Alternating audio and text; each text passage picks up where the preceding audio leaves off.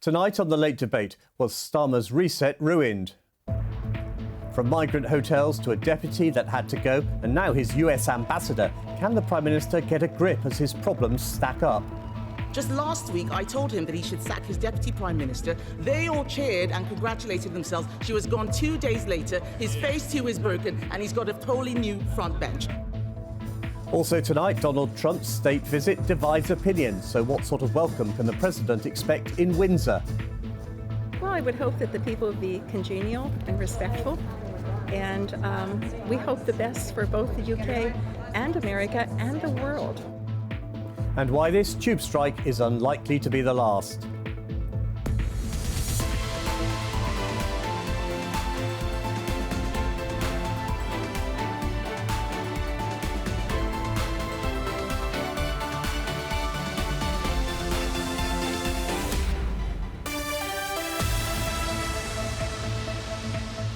Hello and welcome to The Late Debate. The Prime Minister's bad summer has rolled into autumn. The arrest of a migrant living in a hotel at Epping in Essex sparked a furious backlash. Labour continued to slip in the polls as Reform UK piled on the pressure. And then Sir Keir Starmer's deputy, Angela Rayner, was forced to resign after an uncomfortable row over an unpaid tax bill. The Conservatives, too, have been keen to add to Starmer's discomfort. Isn't the link between all of this his bad decisions, his bad judgment, and his total weakness?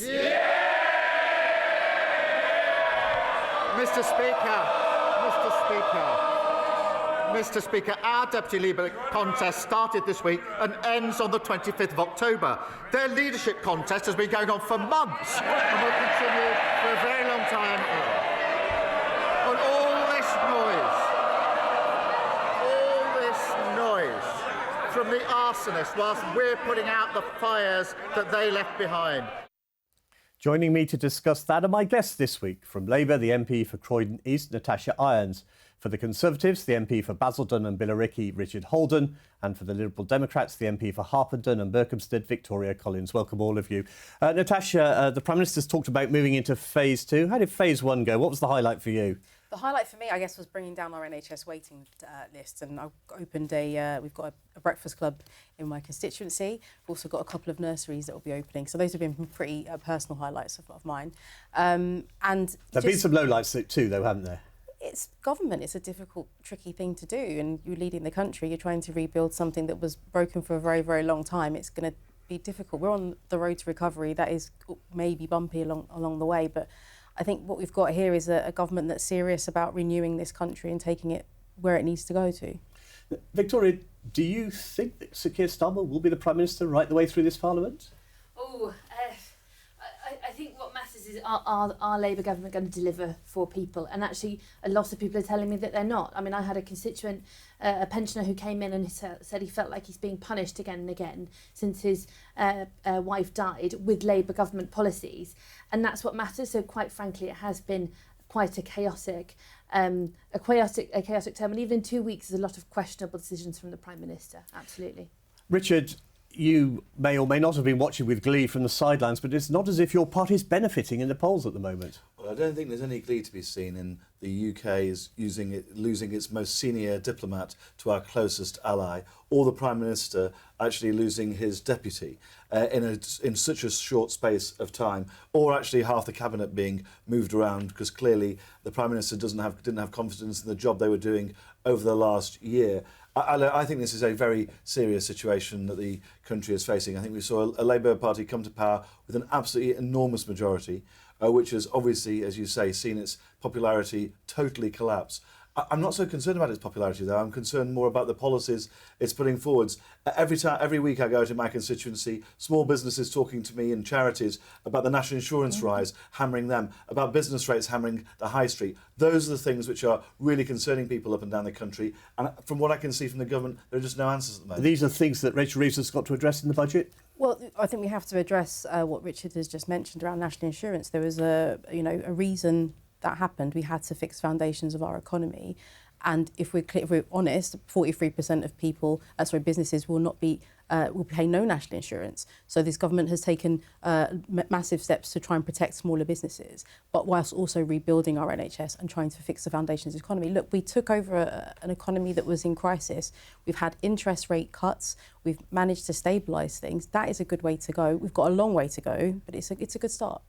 Richard, one of the problems that the Prime Minister's had this summer is the row over immigration. Your previous government's fingerprints are all over this problem. You're absolutely right. There was absolutely, we did not do enough in government to get it sorted out. But the truth is we had a plan in place which was going, the Rwanda deterrent, which was going to actually really address the problem. I think what's come forwards from Labour since then is getting rid of that Rwanda scheme, and at the same time we've now seen a 50% increase in channel crossings, which sadly even this week saw an extra 3 people dying in the channel, because the truth is if you don't have a deterrent, people will cross, and that's what we need to stop. Victoria, you're shaking your head there. Well, it just feels like there was one next step after another. It was Brexit that was going to sort it. It made it worse.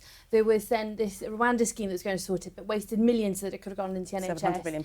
Exactly. And then it's a terrible disgrace that we've been left with these asylum hotels. I mean, as Liberal Democrats, we hope there's a fair, humane, well-managed approach to this. So what do you do about the 50,000 crossing this year? Well, I mean, for a start, we've always said, first of all, is to really focus on stopping those criminal gangs at the heart of it. Okay, well, that's what they said they do, but they've not done anything about it. Well, exactly. I mean, that's one thing. But also, it's just making sure that we process those who are in asylum hotels Just on that, Natasha, I'm really pleased to hear that, firstly, we all agree that the asylum system is broken, and it was broken under the previous government. And secondly, I'm pleased to hear that Liberal Democrats are supporting Labour in its practical attempts to address something where we've had criminal gangs that have had maybe 6 years head start on the government to actually fix this problem. We left the EU without a returns agreement. This government has now rebuilt relationships with the EU. Idea that this has started in the last few years is nonsense. No, it's got worse. We saw people dying. Excuse me, I was just going to finish my sentence. For a long time. Let me this just is a finish really my serious sentence. issue. Let me just finish my sentence. The small boat issue turned into a full-blown crisis when we left the EU without a returns agreement. And if we did not then have good relationships with the EU, we couldn't redo those agreements. That's what we're doing now. But on the issue of hotels... That might be a good line, but the Dublin scheme was broken before. This is about returning people, not to EU countries. This is about returning people to right around the world, and that's why the Rwanda scheme was there. How do you envisage doing that if you don't have good relationships with our EU countries, but also countries around the world? What I would say... all of us agree. Everyone's good relationships with our EU allies. This isn't about returning people to, I don't know, Germany. This is about returning people right around the world and ensuring there's an effective deterrent there to stop people crossing and dying in the channel. Can I just bring Victoria in? Can I just ask a question? Do you agree that not having solid returns processes is a big pull and a big draw, and has been one of the drivers of the small boats crisis? Do you agree with that? The biggest issue we've got is we haven't got an effective deterrent. We've got people coming to the UK from right around the world. You've made the point about the deterrent. Victoria, you have a migrant hotel in your constituency. Is this the number one issue as far as voters are concerned where you are? I mean, bearing in mind that Reform picked up seats in the county council elections. But it isn't. Yes, there are people who have concerns, but it is not the biggest concern. It's still around the cost of living crisis, still around the NHS crisis, health crisis, and that is what is really at the core of this. People want their public services to work, and they're desperate for solutions. OK, let's leave that for the moment, because we're just days away from Donald Trump's second state visit and all the pomp and pageantry that comes with it.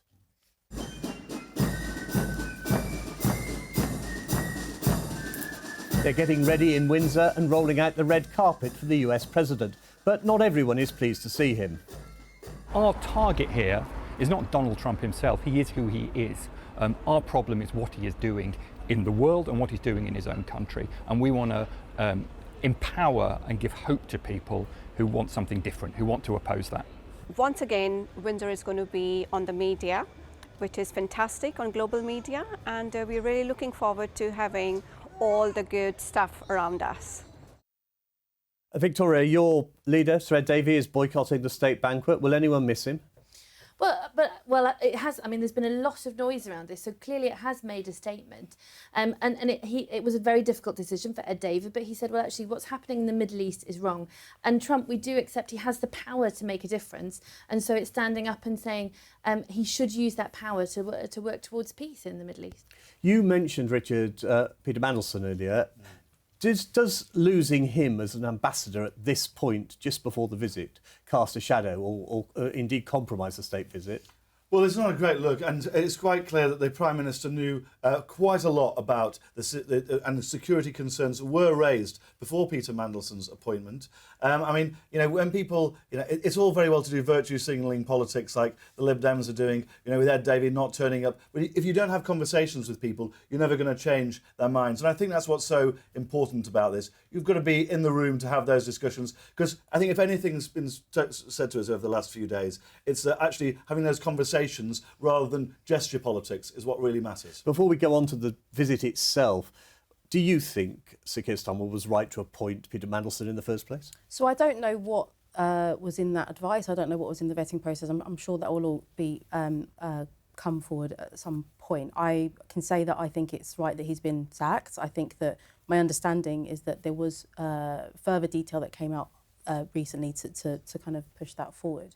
And on the visit itself, I do think that diplomacy is the way forward.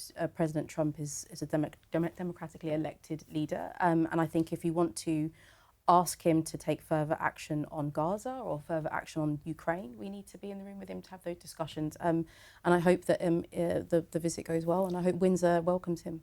What do you think is most important, all three of you? Is it getting more strengthening of the resolve against Russia or trying to sort out Gaza? I mean, I don't think you can compare. I don't think you could pit those two things. There's we've got a threat to life in both of those circumstances. I hope that those are priorities for the President and for the Prime Minister. Which is more realistic?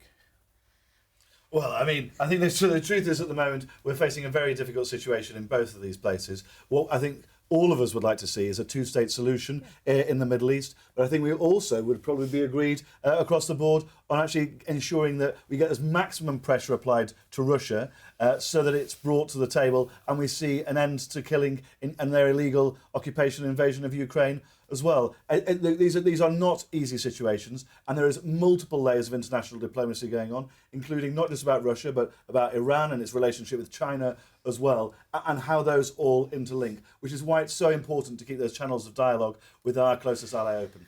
I mean, what I'd say, we realise the importance of Trump. We may not agree with his politics, but actually it was Ed Davey who called and said he should have a state visit. But things have changed, and he said, well, actually, given... But we're also... We're not in government, so we have a possibility to... We've had a big discussion about it because Ed Davey hasn't turned up. Elements of influence there. Surely you want to bring that to bear with the President of the United States. I sadly have never been in those rooms, but apparently it is very difficult in those massive round tables to have those discussions. But why did you go for a state visit in the first place? But I think for us, it's... Well, we've been very clear on our policies. We've said that diplomacy is important, but we've had this discussion now to say actually Trump has the power to make that difference, and that's the stance that's being made. But is Sir Ed missing a trick by not going to talk to some people there? He talked. I mean, there are many people in those rooms that he talks to anyway.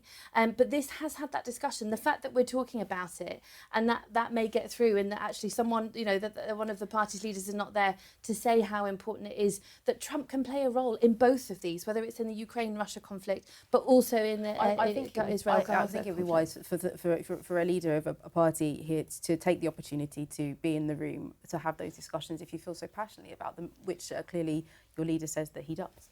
Yeah, it's not an easy decision, but the fact that we're talking about it shows that it has made an impact. You'd probably all agree that despite Sir Ed Davey's reservations, the royal family is probably Britain's diplomatic ace card.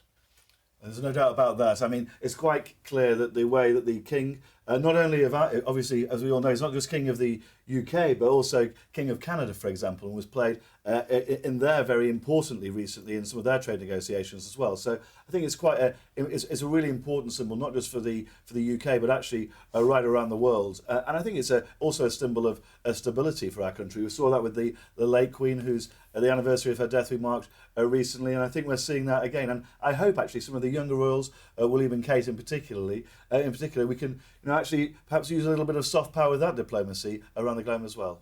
Natasha, do you think there should be protests? We expect there to be them. Well, look, we defend the right to protest. We're a democratic country, and people have the right to protest as long as it's peaceful and orderly. If people wish to do that, they're in their rights to do so. But as I say, I think it's the trip will go ahead. I'm sure that the officials working at the embassy will ensure that it goes ahead really well. And yeah, I'm sure our royal family will play a massive part in welcoming the president and hoping he has a good time on our shores. Victoria, will you be taking part in the protests? I will be getting on with my job as an MP. OK, well, let's turn to a subject that I think probably has affected not just everyone in this studio, but everyone watching at home, because bearing in mind there's a tube strike, my guest did well to get here tonight and probably face a long journey home.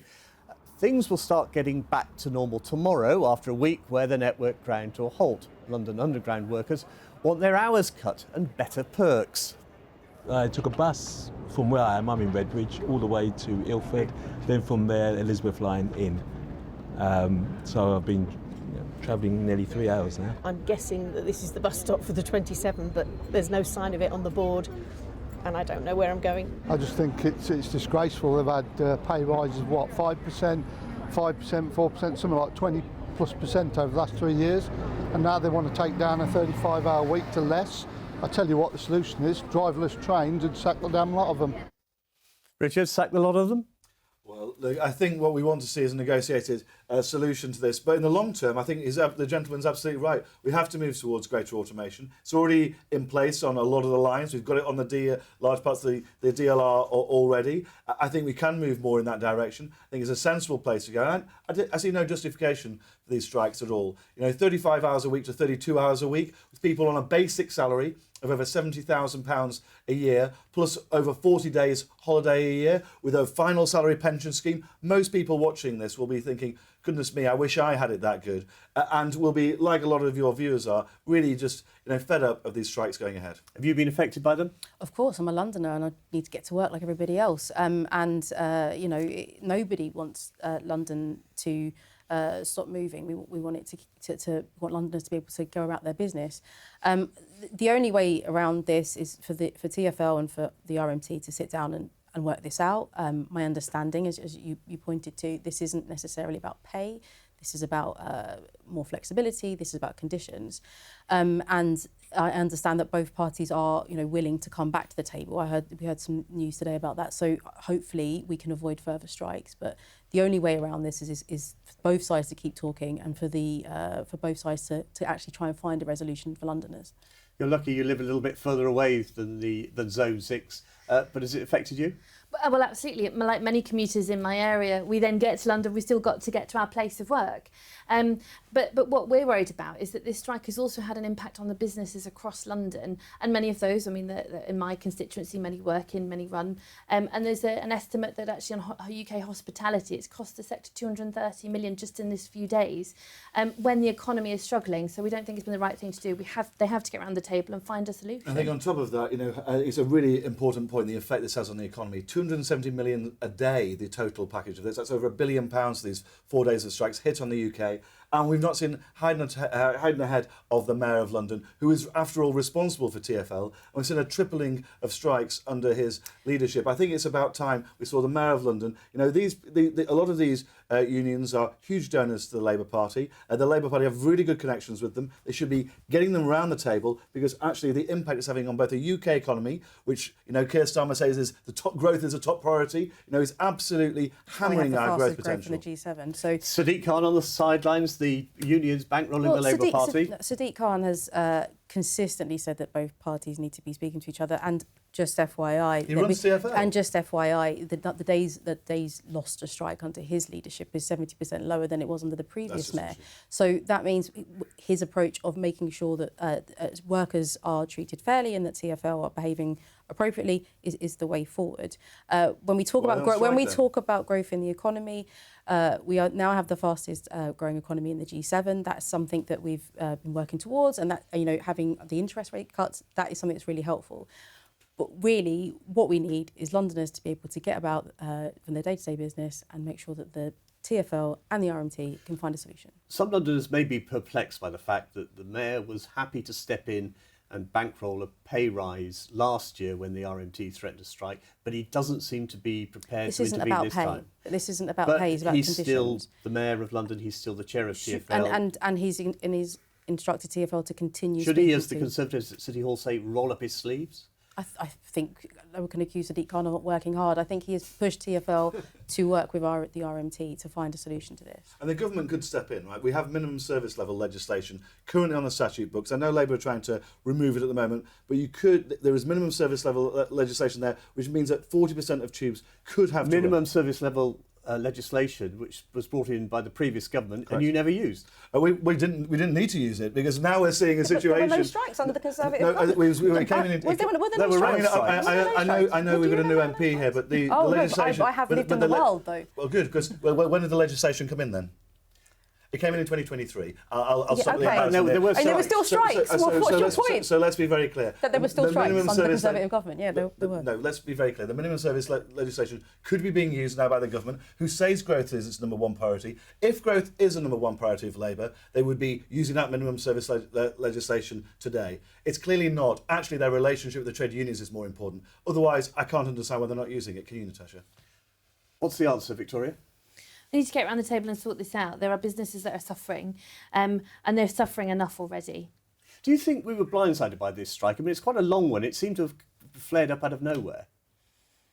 Well, I mean, I think when you're seeing trade unions with 72,000 basic pay, with these huge, fantastic pensions, unbelievable holidays, of course people would be surprised that they're going on strike at the moment. I can't understand why they're going on strike. So you said trade unions, but you mean the workers who are members of trade unions. Because the thing that we always seem to forget here, the thing we always seem to forget here is that trade unions are made of members, and members pay a subscription, and they work on behalf of their members. Now, the RMT is entitled to lobby on behalf of its members, and the TfL have to push back in terms of TfL. That's what we mean when we say come around the table. When we have a reduction in the amount of days lost to strike, it means that you can find a conclusion and a solution to these things. And I would say that the RMT, just like any other organisation, and the workers on TfL, on the Tube, don't want to go on strike, and I hope they can find a solution as quickly as possible. Do you think a 35-hour week is too long? I mean, from my understanding, this was born out of a study that the RMT had done around health and the balance of work. But I personally don't know. I'm not a train driver. I'm not somebody who's an expert. I think that you need to have the appropriate amount of time to deliver the service that you're employed to do. And 32-hour week, you obviously don't agree. I mean, I think it's ridiculous. I can't. I was a minister in the last government. Right? You've got tube drivers here on 70,000 a year. I'm afraid I'm going to have to stop you. Sorry. I get where you're coming from, I think. That's all we have time for. Thank you to my guests, Natasha Irons, Richard Holden and Victoria Collins. We're back next month after the party conferences. Until then, thank you for watching and good night. Thank you very much.